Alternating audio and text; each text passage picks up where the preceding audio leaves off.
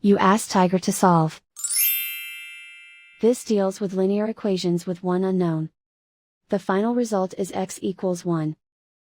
Let's solve it step by step. Group all x terms on the left side of the equation. Add 7x to both sides. Group like terms. Simplify the arithmetic.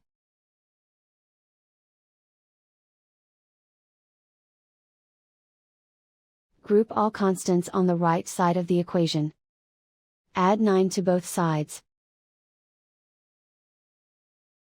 Simplify the arithmetic.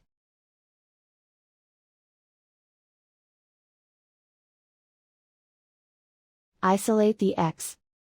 Divide both sides by 9. Simplify the fraction.